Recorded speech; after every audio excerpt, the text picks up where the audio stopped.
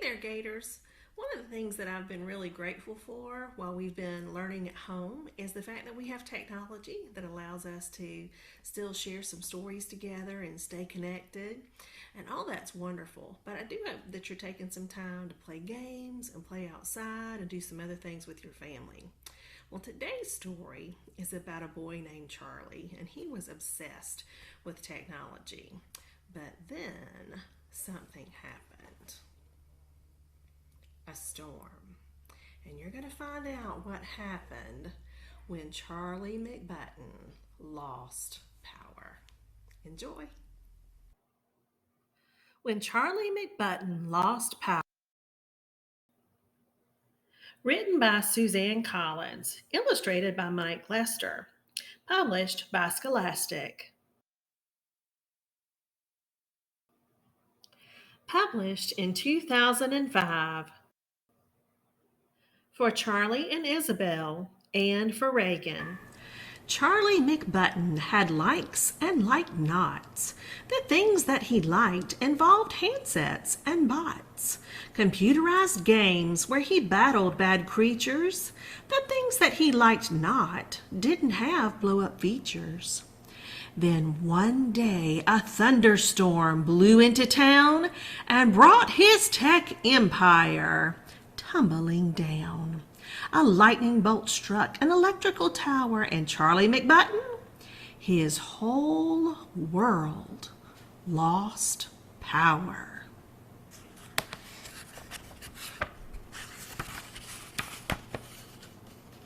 He looked left, he looked right, and his heart filled with dread. The TV, the lights, and his clock were all dead. He jumped to his feet, his lungs gasping for air. The room spun around and he clung to his chair. He tried to cry, "Help!" but just managed to squeak. The blackout had blacked out his power to speak. Thank goodness his mother had ears like a bat. She came to his room and she gave him a pat.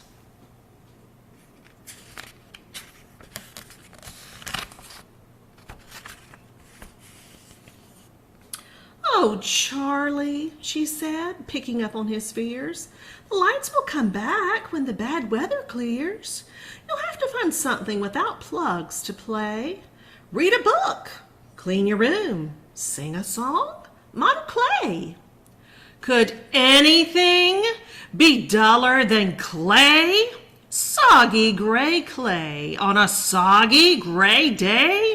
He hated the way clay got under his nails, and how could he only make snowmen and snails?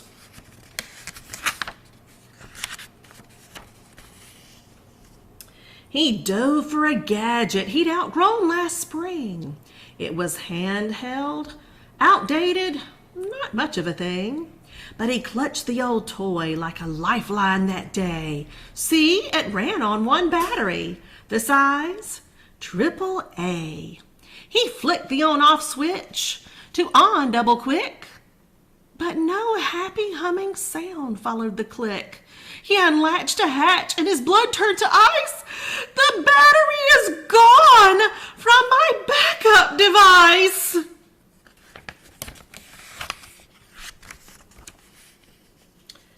World records were set in the 10-meter dash as away down the hall he flew like a flash, seeking one battery, just one AAA, that would rescue one boy from a gray day of clay. But just when his search nearly drove him insane, he ran past the bedroom of Isabel Jane.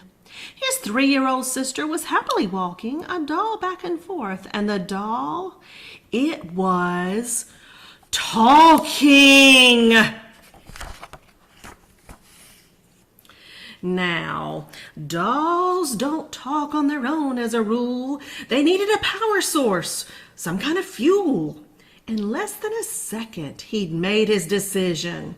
Call it bad judgment, a real lack of vision. Somehow his head didn't warn of his folly, and Charlie McButton, he pounced on that dolly.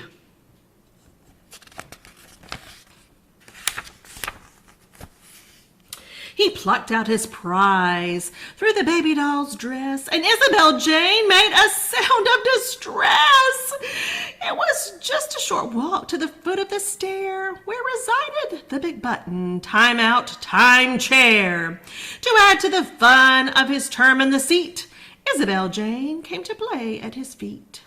And Isabel Jane, the Battery Queen, had more triple A's than he'd ever seen. They powered her puppies, they powered her clocks, they powered her talkative alphabet blocks. Assaulted by non-stop mechanical chatter, Charlie McButton got madder and madder. He snapped at his sis from his timeout time zone. How come you can't ever just leave me alone?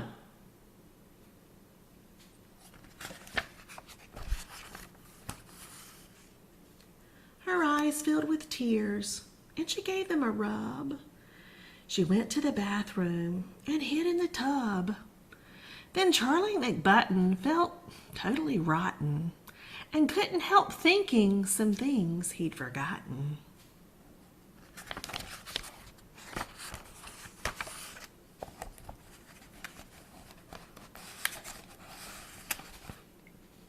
Mainly he thought that, for sisters that toddle, Isabel Jane was a pretty good model.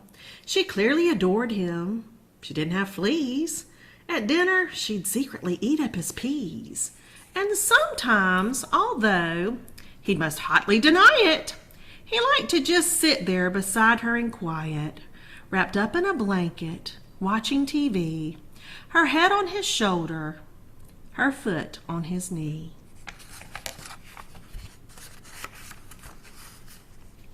He sat and he thought and he stared at the rain. When his time out was done, he found Isabel Jane. From the edge of the tub, she gave him a peek.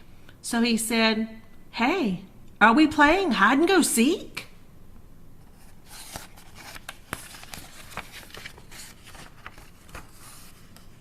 She was happy at once and ran into the hall, as she loved playing hide and go seek most of all. They took turns being it and counted to 10. They hid in the plants and the guinea pig pen.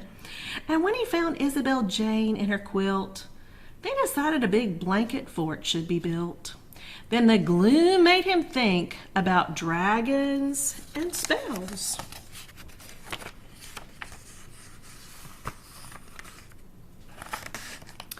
So Charlie became the great wizard McSmells, and Isabel Jane, who desired a role, magically changed to his faithful old troll. Between tracking down dragons and brewing up lizards and handling the day-to-day business of wizards, like forging his faithful old troll a new sword, Charlie McBroom forgot to be bored.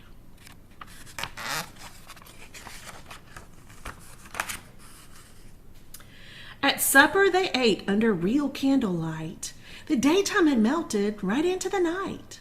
And after they'd all been asleep for an hour, the world came alive with a big surge of power. Oh, it's finally back, Charlie thought with a grin. Tomorrow I'll wake up and I can plug in. But another thought hit him he couldn't explain.